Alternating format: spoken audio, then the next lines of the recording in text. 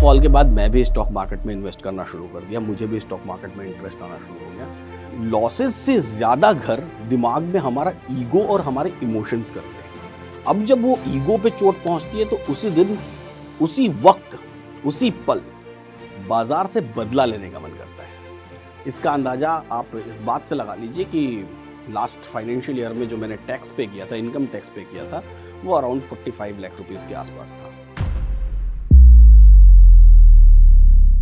This video is made for educational purposes only and are not meant for financial advice. Viewers are recommended to consult registered financial and investment advisors before making any investment. We disclaim all liability for any loss or damage as a result of any investment that you may consider. We do not promote any finance or investment related courses or products through this channel.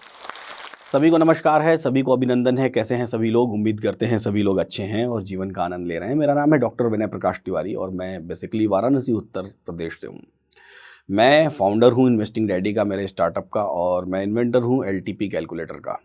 LTP calculator जिसने न जाने कितने लोगों को जीवन को बदल के रख दिया, कितने लोगों के ट्रेडिंग स्टाइल को बदल के रख दिया। बचपन की बात है, पेरेंट्स, मैं बेसिकली वाराणसी के पास मुगल सराय है, जिसको अभी पंडित दीनदयाल उपाध्याय नगर भी कहते हैं, मैं वहाँ से हूँ। और बहुत छोटा सा शहर, बहुत ही छोटा सा शहर, जहाँ से हमको रेफरेंसेस कह लें या फिर ग्रो करने की बातें कह लें या फिर कोई हमको ऐसा बताए या गाइड करे कि आपको इस डायरेक्शन में चलना है, ऐसी कोई गाइडेंस हमारे समय में नहीं मिली थी। हमारे पेरेंट्स जो हैं वो गवर्नमेंट जॉब में थे और गवर्नमेंट जॉब के पेरेंट्स, फादर एंड मदर दोनों ही, सभी का ऐसा ही सपना होता है कि बच्चा भी मेरा भी गवर्नमेंट जॉब में ही जाएगा, गवर्नमेंट जॉब करेगा, उसके अकॉर्डिंग प्रिपरेशन और उसी के अकॉर्डिंग गाइडेंस। यंग हुए तो फिर ग्रेजुएशन करने गए, तो वहाँ पे ग्रेजुएशन के टाइम, ग्रेजुएशन के वक्त वहाँ पे उस समय स्टॉक मार्केट में लेहमन ब्रदर्स का बड़ा सा फॉल आया।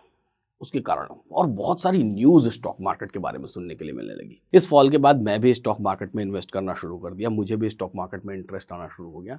और ये इन्वेस्टमेंट कैसे शुरू हुए कि डीमैट अकाउंट ओपन करके छोटे छोटे पैसे लगाने शुरू कर दिए।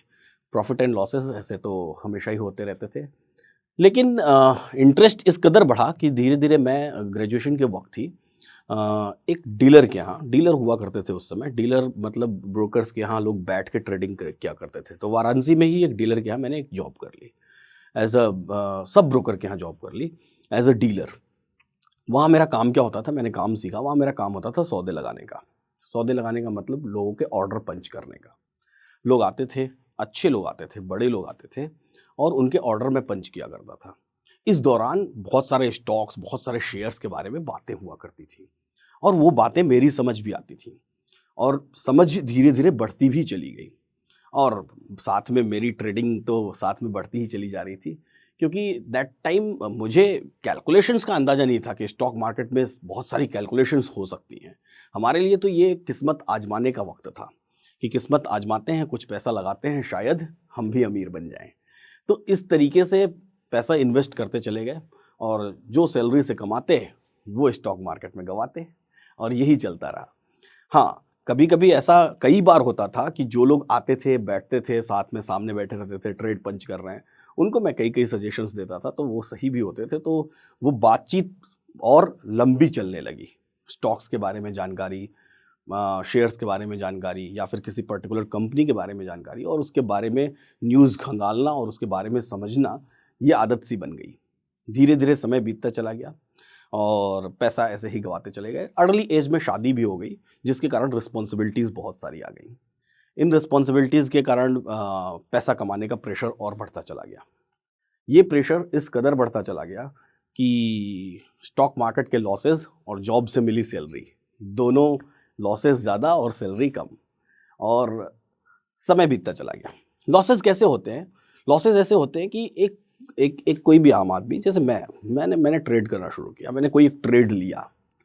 इस ट्रेड में मैंने स्टडीज़ के दौरान समझा कि रेजिस्टेंस एंड सपोर्ट होते हैं, तो शायद ये थोड़ा टेक्निकल हो जाए, लेकिन फिर भी रेजिस्टेंस एंड सपोर्ट होते हैं। तो हमने सपोज करिए किसी सपोर्ट से ख़रीदारी की।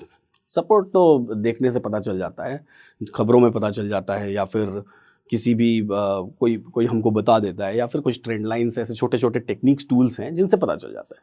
तो हमने ख़रीदारी की। तो लॉसेस से ज़्यादा घर दिमाग में हमारा ईगो और हमारे इमोशंस करते हैं। जब मैंने कोई एक ट्रेड इनिशिएट किया, उस पर्टिकुलर ट्रेड में लॉस हुआ। लॉस होने के बाद ये लॉस का जो पैसा गया ना, उसका गम कम है। गम किस बात का है? गम है हमारे ईगो का, कि हमने जो सोचा वो सही नहीं हुआ, वो गलत हो गया। अब जब वो ईगो पे चोट पहुंचती है तो उसी दिन, उसी वक्त, उसी पल बाजार से बदला लेने का मन करता है। और जब बाजार से बदला लेने का मन करता है तो क्या होता है? दोबारा वापस से ट्रेड इनिशिएट करना कि कैसे नहीं होगा, और वहां पे दोबारा से लॉस। और ये लॉस धीरे धीरे धीरे धीरे करते करते, छोटे छोटे छोटे छोटे करते करते कब बड़े हो जाते हैं और कब हम डीप लॉसेस में चले जाते हैं, हमको इस बात का तो पता ही नहीं लगता। समय बीतता चला गया और स्टॉक मार्केट के बारे में रिसर्च बढ़ती चली गई। During that period bank Nifty के ऑप्शंस इंट्रोड्यूस हुए, तो उसमें मेरा थोड़ा सा इंटरेस्ट बढ़ा। ऑप्शन चेन में थोड़ा सा इंटरेस्ट बढ़ा कि ऑप्शन चेन को समझा जाए कि ऑप्शन चेन किस तरीके से काम करता है, और मैंने उसकी स्टडी शुरू की। कई तरह के लोगों की स्टडीज़ को मैंने पढ़ा भी, समझा भी, जाना भी। और इन स्टडीज़ को समझने और जानने के बाद मुझे इस बात का एहसास हुआ, मतलब मैं गैम्बलिंग से अब कैलकुलेशंस की तरफ कन्वर्ट हो रहा था, कि जो मैं अभी तक ट्रेडिंग कर रहा था वो मैं गैम्बलिंग वाली ट्रेडिंग कर रहा था, कि कुछ भी पैसा लगाया और कुछ भी, कभी प्रॉफिट हुआ कभी लॉस हुआ, वो चल रहा था धीरे धीरे। लेकिन कैलकुलेशंस को समझना और कैलकुलेशंस को समझ के ट्रेड करने का धीरे धीरे मुझे अंदाजा लगना शुरू हो गया था। और धीरे धीरे इस बात का भी पता चल गया था कि स्टॉक मार्केट सिर्फ गैम्बलिंग नहीं है, या स्टॉक मार्केट गैम्बलिंग है ही नहीं, बल्कि ये तो कैलकुलेटेड रिस्क मैनेजमेंट की एक पूरी प्रणाली है। फिर वहाँ से असल शुरुआत हुई, जितनी भी थ्योरीज मैंने दी हैं उन थ्योरीज को डिराइव करने की या उन थ्योरीज को समझने की।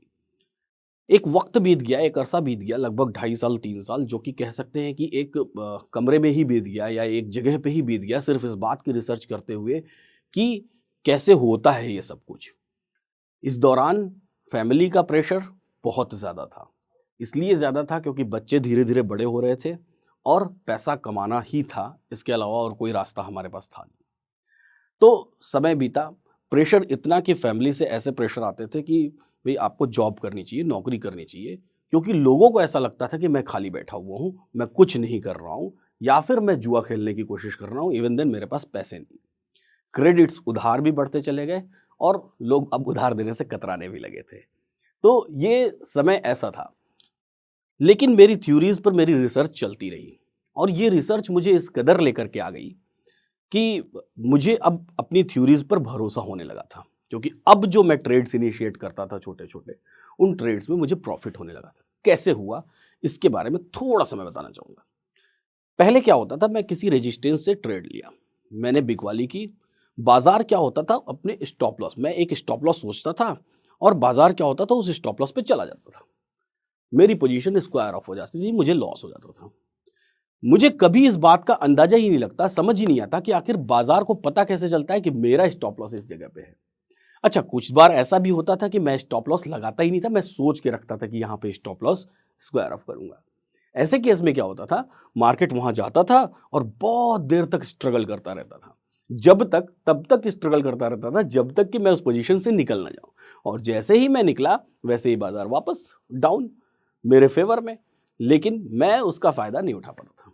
कई बार तो ऐसा हुआ कि मैंने अपने दोस्तों को बताया कि भाई देखो, बाजार यहाँ से रिवर्स होकर ऊपर चला जाएगा। मैंने भी उस सपोर्ट से ट्रेड लेने की कोशिश की, और मैंने जब ट्रेड लिया तो चूंकि दोस्त तो नए थे, उन्होंने उस इमोशंस को नहीं समझा और वो प्रॉफिट कर गए। मैंने ट्रेड लिया, बाजार थोड़ा नीचे आया, वही स्टॉप लॉस वाली कहानी।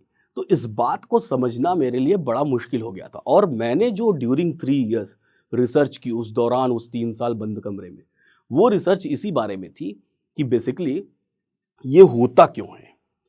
तो थ्योरीज को टेक्निकली अगर देखा जाए तो टेक्निकली थ्योरीज तो मैंने बहुत सारी दी, बट द थिंग इज कि इमोशंस पे कंट्रोल की बात वहीं से मुझे समझ में आई कि उस दौरान जब बाजार उस फेज में जाता है तो वहाँ पे हमको अपने इमोशंस को कंट्रोल करके रखना होता है। और वहीं से जन्म हुआ एलटीपी कैलकुलेटर का, वहीं से कैलकुलेशंस का जन्म हुआ, वहीं से जन्म हुआ रिस्क के मैनेजमेंट का। मुझे ये बात समझ में आई कि ट्रेडिंग कैसी होती है। ट्रेडिंग हमेशा अपनी औकात के हिसाब से, अपनी रिस्क के हिसाब से करना चाहिए, ना कि उधार लेके करना चाहिए, ना कि क्रेडिट पे करना चाहिए, ना कि मार्जिन पे करना चाहिए। और ये बातें धीरे धीरे आगे बढ़ने लगी, लेकिन वक्त ऐसा आ गया था कि थ्योरीज सामने हैं जिन पे मैं छोटे छोटे ट्रेड्स कर रहा हूँ और छोटे छोटे पैसे भी बन रहे हैं, लेकिन वो इतने इनफ नहीं है जो मेरे क्रेडिट्स को भरपूर वापस से डेट ऑफ कर सके, वापस से उनको भर पाऊँ मैं। अब समय ऐसा आ चुका था जब जिसको कहते हैं एकदम चरम पीक, जहाँ पर मुझे डिसीजन लेना था कि या तो ये सब कुछ छोड़ के अब मुझे नौकरी करनी है, या तो वो स्टॉक मार्केट में कहीं से मुझे पैसा मिल जाए, वो पैसा मैं लगाऊं और अपनी थ्योरीज पे भरोसा करूं और सारे क्रेडिट्स को ख़त्म करूं। इस दौरान साथ देने वाला कोई नहीं था। रिलेटिव्स जो पहले उधार दे चुके थे अब देना नहीं चाहते थे। तो फिर से काम कौन आई? काम आई पत्नी जी।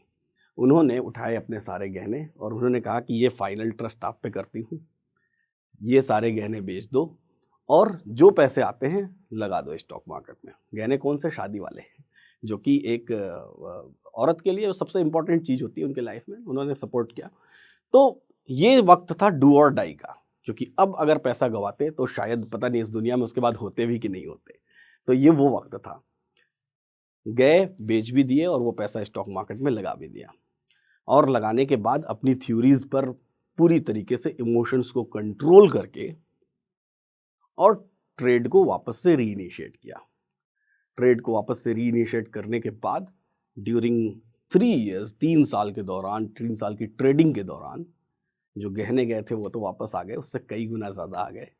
और आज का वक्त ऐसा आ गया कि आज के वक्त में कह सकते हैं कि डिज़ायर्ड कार चाहिए या डिज़ायर्ड घर है, ये सब कुछ सारी अवेलेबिलिटीज़ हो गई। जो फेज़ इससे भी ज़्यादा स्ट्रगल वाला कह सकते हैं, वो मेरे पर्टिकुलर के लिए नहीं था, लेकिन अब ये सोसाइटी के लिए था।